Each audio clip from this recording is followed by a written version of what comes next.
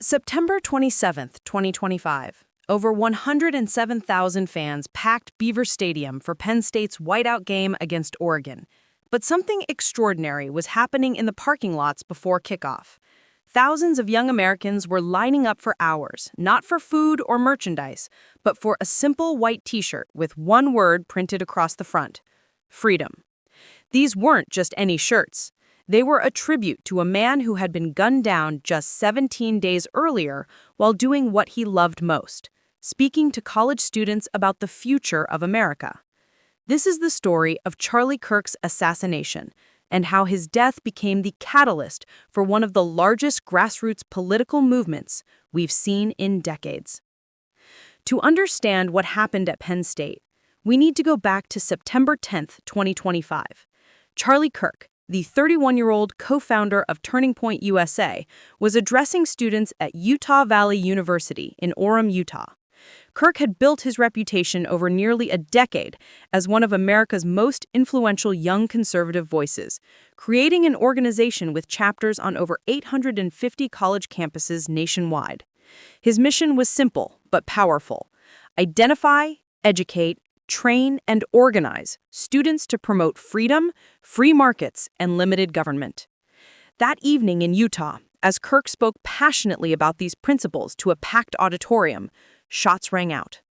The conservative activist was struck and killed instantly, becoming what many now call the first major political assassination of the 2025 election cycle. The shooter was apprehended after a massive manhunt, but the damage was done. America had lost one of its most prominent young political voices in an act of unprecedented political violence. The news of Kirk's assassination sent shockwaves through the political world. Within hours, tributes poured in from across the political spectrum, with many expressing concern about the escalating climate of political violence in America. But perhaps no one felt the loss more deeply than Kirk's wife, Erica, who was not present at the UCA event. In emotional interviews following her husband's death, she revealed something that would prove crucial to understanding what happened next at Penn State. Charlie Kirk had left behind what she called blueprints, detailed plans for Turning Point USA's operations through 2030 and beyond. He had been meticulous about recording everything, ensuring that hours of unused speeches, interviews, and content were ready for release. As Erica put it, "Buckle up, because Charlie's voice is just getting started." This wasn't just grief talking, it was a promise that the movement Kirk had built would not die with him. Among Kirk's final plans was something special scheduled for September 27th, the Penn State versus Oregon game. Kirk had intended to attend this whiteout game personally, combining his love of college football with his passion for voter registration.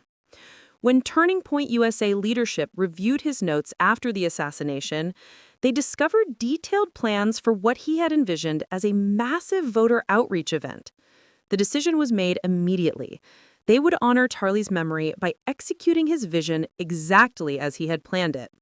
The organization committed to producing 5,000 white Freedom t-shirts, setting up a full operation in Lot 41 of the Penn State tailgating area, and launching an aggressive voter registration drive. What they didn't anticipate was the overwhelming response from young Americans who had been shaken by Kirk's death and were hungry for a way to channel their emotions into action. Saturday morning arrived, and Turning Point USA volunteers set up their operation in Lot 41, hours before the 7:30 p.m. kickoff. What happened next exceeded everyone's expectations.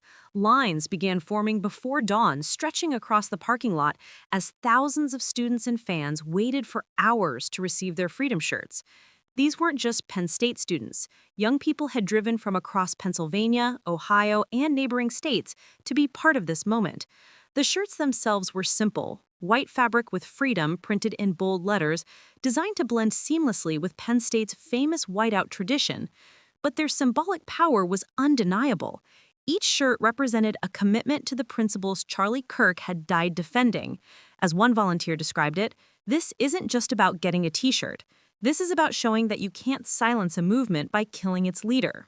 While the shirts drew the crowds, the real work was happening at the registration cables. Turning Point USA had deployed teams of trained volunteers, including veteran organizer Scott Presler, to capitalize on the massive turnout.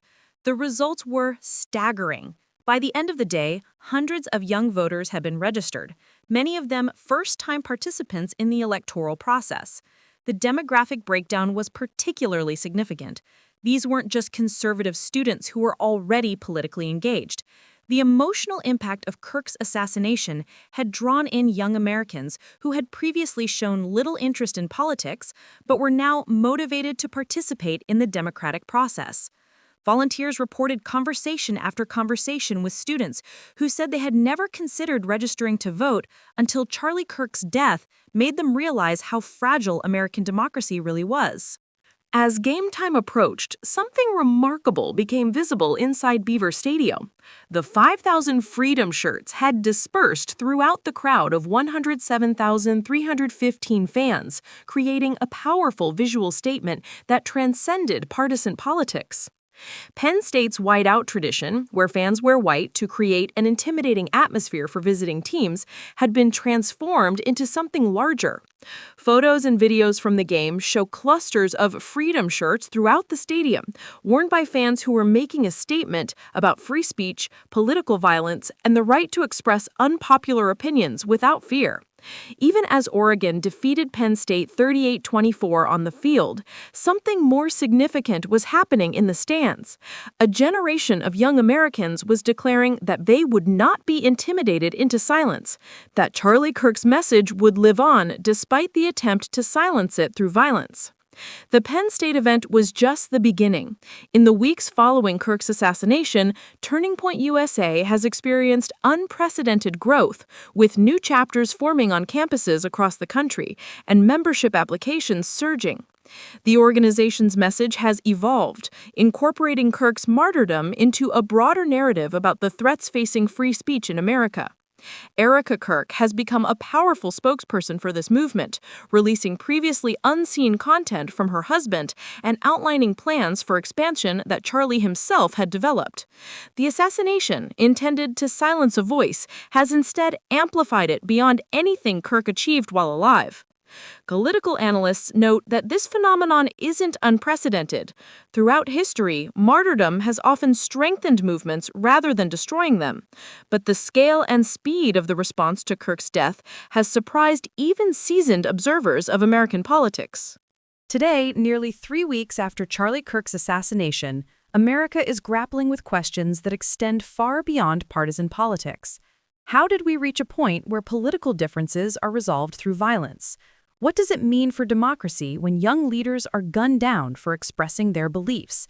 The answers aren't simple, but the response at Penn State offers some hope. Thousands of young Americans, faced with an act of political terrorism, chose engagement over apathy, participation over withdrawal. They put on white shirts emblazoned with a single word, freedom, and declared that the principles Charlie Kirk died defending would not die with him. Whether this momentum can be sustained, whether it can be channeled into lasting political change, remains to be seen. But one thing is certain: the assassination of Charlie Kirk, intended to silence a movement, has instead created something larger and more powerful than its enemies ever imagined. The 5,000 shirts at Penn State, just the beginning of a story that's still being written across college campuses throughout America.